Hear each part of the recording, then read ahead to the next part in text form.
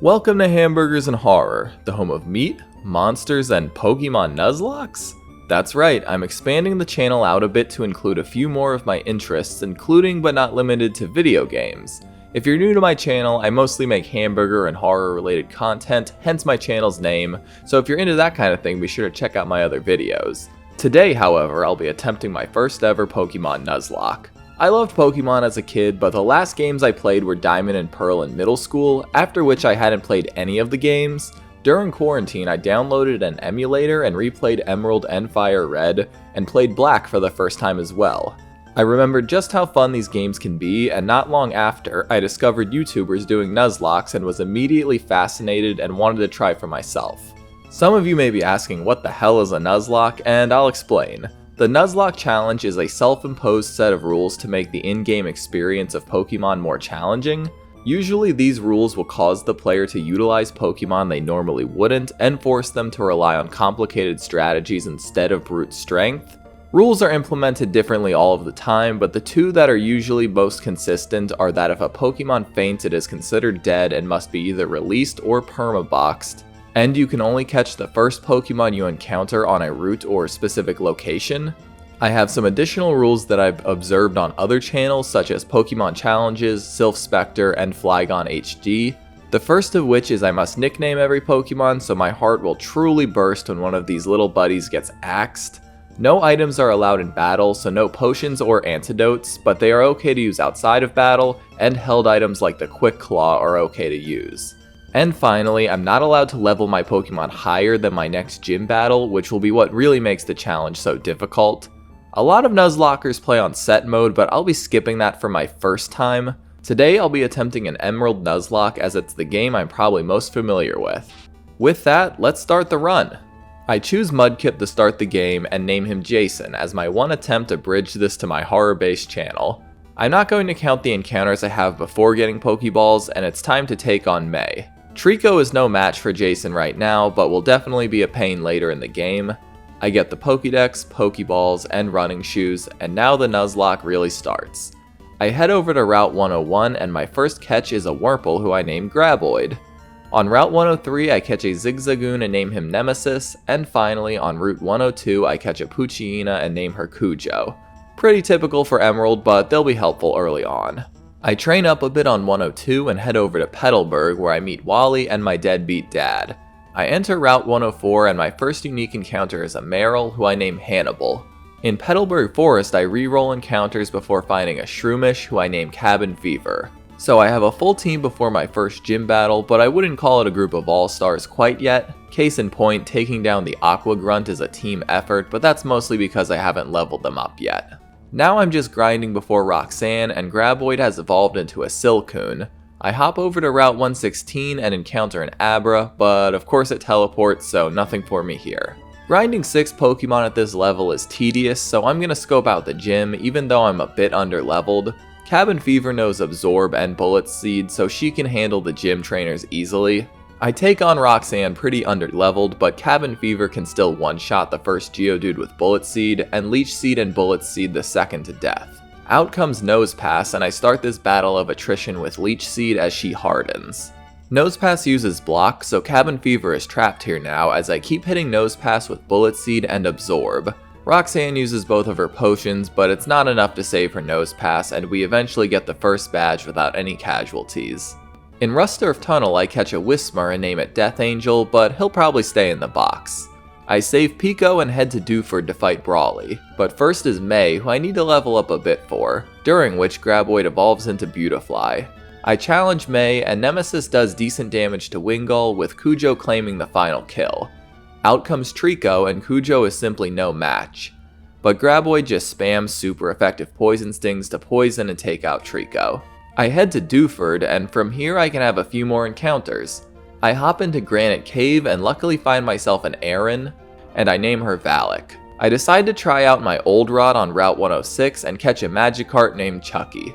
I try the same thing on 107, but I just keep getting Magikarps. I would eventually get a Tentacool, but I'll just wait till I have Surf. Remember, I'm playing with Species Clause, so I can re-roll encounters on new routes until I meet one I haven't already encountered.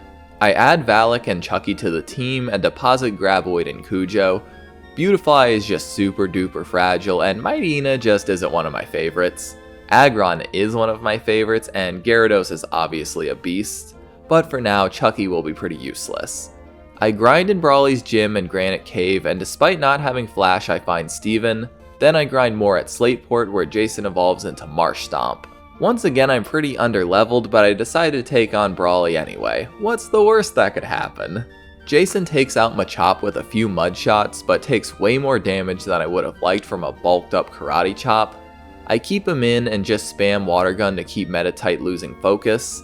It also works out so Brawly wastes both of his potions. I send out Cabin Fever to take on Makuhita, and I start with Leech Seed while he bulks up. I absorb, but the damage is puny, and Makuhita bulks up again, which is bad. Bullet Seed brings him to yellow, but a Vital Throw brings me down to 7 HP. Thank goodness for Cabin Fever's Effect Spores, which puts Makuhita to sleep. I now have an inner debate on whether to bring Cabin Fever in, but I decide to put my faith in Sleep lasting a while. Bullet Seed brings him down to red, but a Citrus Berry brings him back up. I dangerously go for another Bullet Seed, and Leech Seed brings him down to just above red. Victory is in my sight now, and I go for one more Bullet Seed, assuming Leech Seed will finish him off. Makuhita survives the Bullet Seed with what must be literally 1 HP left, and he wakes up. I flew too close to the sun, and Cabin Fever pays the ultimate price. Hannibal comes out, and the Leech Seed ends the battle. With that, I lose my first Pokemon of the run, and one who would have been really great for late game. Rest easy in hell, Cabin Fever, you will be missed. After some Team Aqua stuff, I head to Route 110 and catch an Electrike. I name him Horus and he joins the team.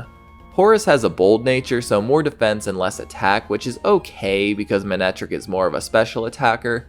I'm grinding away when I completely forget May is waiting for me here. Chucky is immediately swapped out for Jason, and he and May's Wingull trade a few blows before I use Bide. The Wingull gets some good hits in, but they were ultimately her undoing, and Jason takes her out. Here comes the Grovyle, who I am entirely unprepared for. Maybe I should have kept Graboid after all. I send out Nemesis, who hits Grovyle with a critical headbutt, while he hits me with Pursuit. Grovyle hits another Pursuit, and Nemesis another headbutt. I'm not sure if Nemesis will outspeed this time or not, so I switch out to Valak. Grovyle hits a weak quick attack, but Absorb does a stupid amount of damage. Headbutt brings Grovyle to red, and I'm not sure if Valak could survive a second Absorb. I remember that Grovyle hit quick attack first, so I believe she will survive with just a sliver, and my gamble pays off as Valak is left at 1 HP. She takes out Grovyle with a headbutt, and that was way too close. All that's left is Slugma, and Hannibal, despite falling asleep, finishes the fight with little trouble. I just got off so lucky, I need to be more careful. I make it to Mauville without any casualties and rip Wally to shreds. I'm not ready for Watson though, and train around town where Hannibal evolves into a Azumarill.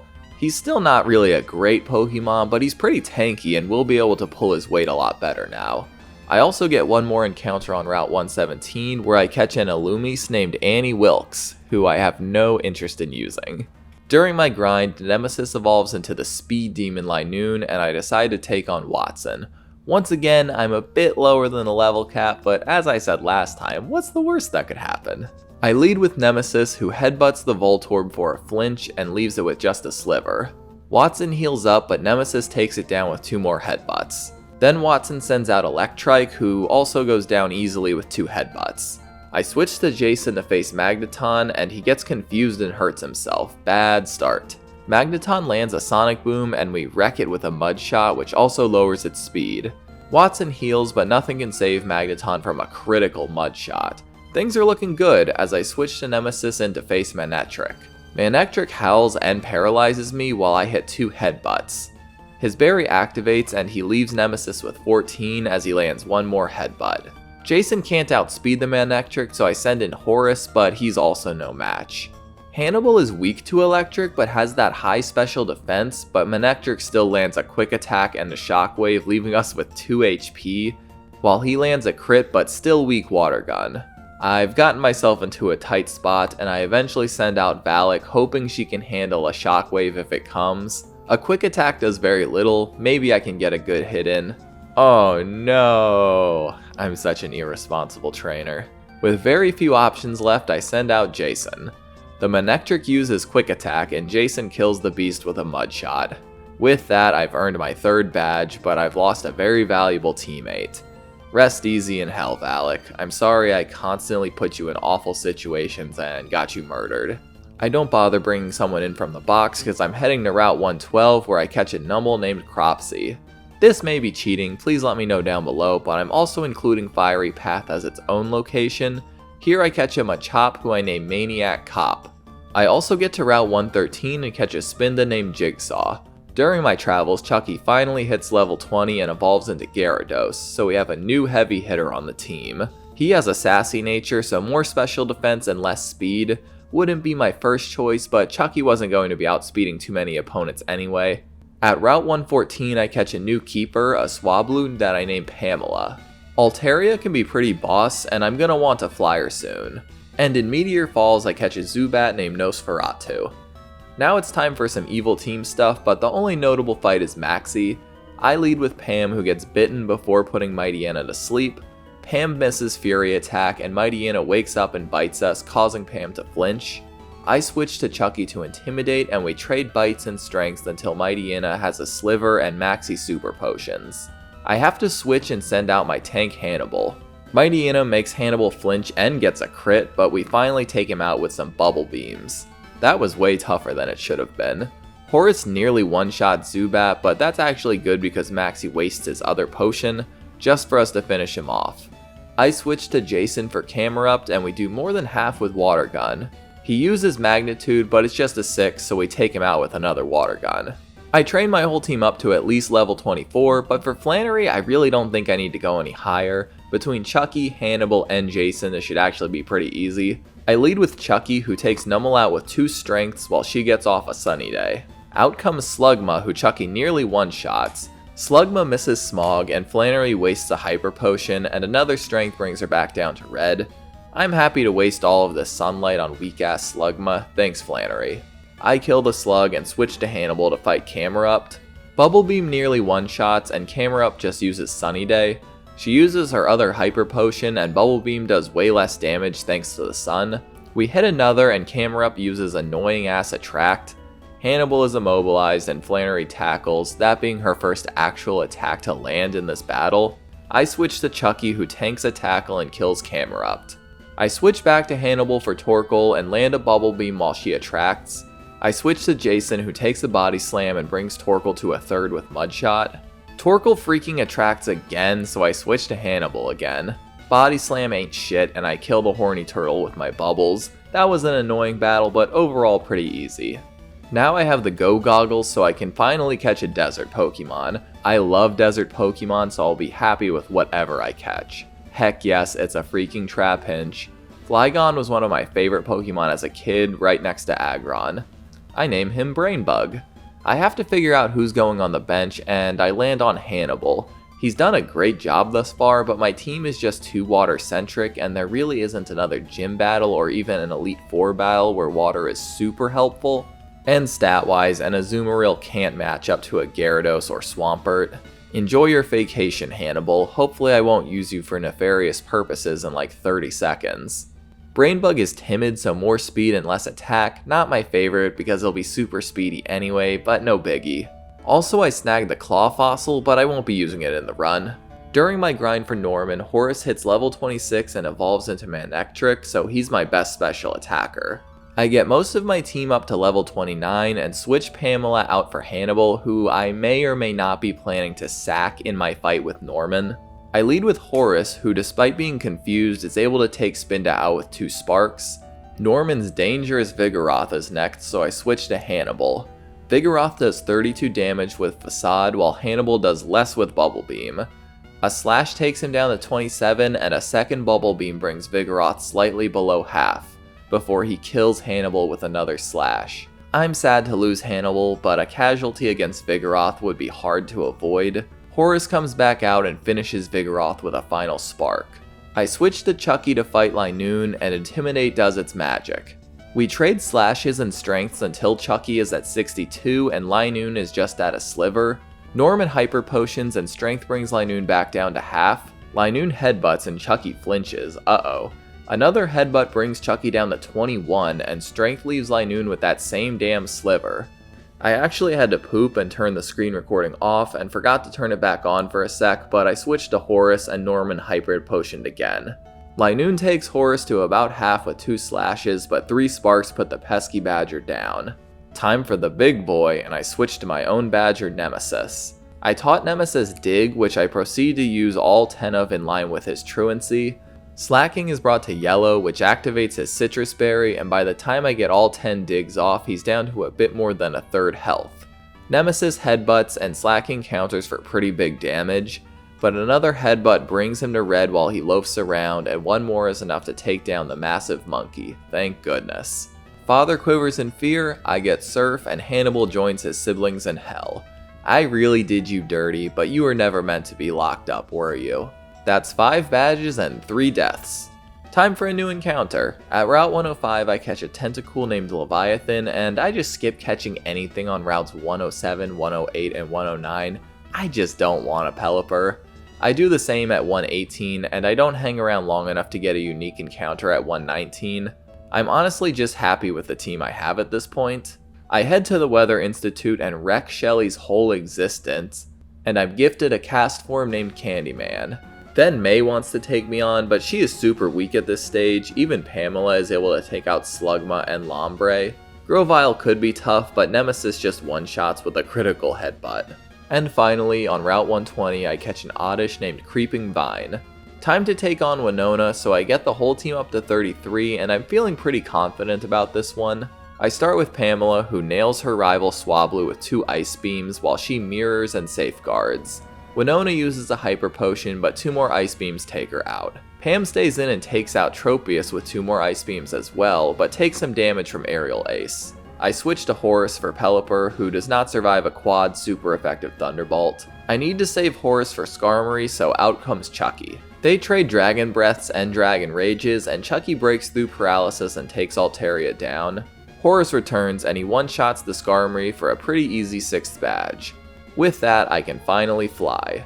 During my travels, Pam and Brainbug hit level 35 and evolve into Altaria and Vibrava, and they both learn Dragon Breath. I reach Lily Cove and take on May, who surprises me by starting with Tropius. Magical Leaf nearly kills Jason, and I switch to Pam. She takes out Tropius with little trouble, and I switch to Brainbug to fight Slugma.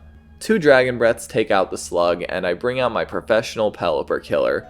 Bye, Ugly. Finally, it's Grovyle, but a Nemesis headbutt, a flinch, and another headbutt finishes him. While heading through Mount Pyre, Jason reaches level 36 and evolves into Swampert. I go through the Magma hideout, Groudon awakens, and I take on Maxie. I wasn't going to show it, but it ended up being closer than I expected. I stupidly start with a Hyper Beam, and the Mutt gets a Swagger off. Takedowns and confusion nearly kill Chucky, and I realize I should have healed up before this. Pam tanks the takedown and kills the Mightyena, and I switch to Jason for Camerupt. Surf one-shots, and Horus comes in to fight Crobat. Thunderbolt nearly one-shots, and Maxie uses a super potion, while I just use a weak quick attack. Crobat bites and flinches us, but one more Thunderbolt finally finishes the fight. Damn, losing Gyarados would have been a big hit to the team. I do some Aqua stuff and finally get to Moss Deep. I get Pam and Chucky up to level 42 and give Chucky the Mystic Water and teach Pam Steel Wing. Time to fight those twins. I open with Pam and Chucky as they've got some of the best special defense on my team, and we Ice Beam and Surf while they Calm Mind and do pitiful damage with Psychic.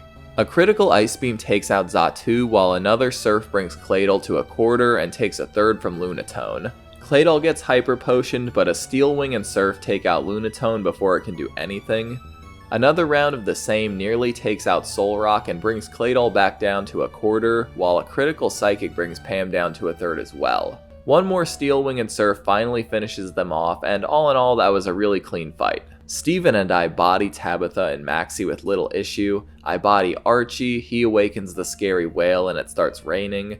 Kyogre and Groudon begin their belly flop competition, and I go wake up the big snack. Rayquaza tells these two to shut the hell up, and peace is restored. After obliterating the Sootopolis gym trainers, I take on Juan. He opens with Love Disc and I with Horus, who predictably one-shots her with a stab super effective Thunderbolt. Whiscash is coming out, so I switch to Chucky. Strength does about a third, while Water Pulse does almost nothing.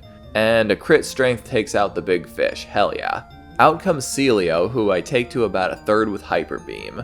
An Aurora Beam and Body Slam leaves Chucky with 89 and paralyzes him, but one more strength finishes it off. Kingdra is coming out, so I switch to Nemesis, and Return only does about a quarter as he double teams. I bring him to below half, miss a Slash, and Kingdra rests. His Chesto Berry wakes him up, and Slash does very little. Kingdra keeps double teaming while Return brings him back to yellow, and he goes to sleep again when I get him to the red. I get bored with playing coy and switch into Horus, who gets off 2 shockwaves before Kingdra wakes up. I bring the Seahorse to another sliver and it rests again. Ugh, screw this, let's try Thunderbolt. The amped evasion causes 1 miss, but Kingdra stays asleep for me to take it out with 2 successful bolts. And finally, Crawdaunt is an easy one-shot with Thunderbolt. With that, I've got all 8 badges. Brainbug is finally a Flygon. I destroy Wally one last time and get through Victory Road pretty easily. In preparation for the Elite Four, I teach Jason Brick Break and Nemesis Shadow Ball. I can technically level my team up to 55, the level of Drake's Salamence, but in the spirit of difficulty, I decide to cap myself at 50. If this were a monotype challenge, or if I was on set mode, I wouldn't dream of this, but I think my team has what it takes with these conditions. Here's one final look at the squad. Think I've got what it takes? I'm not so sure.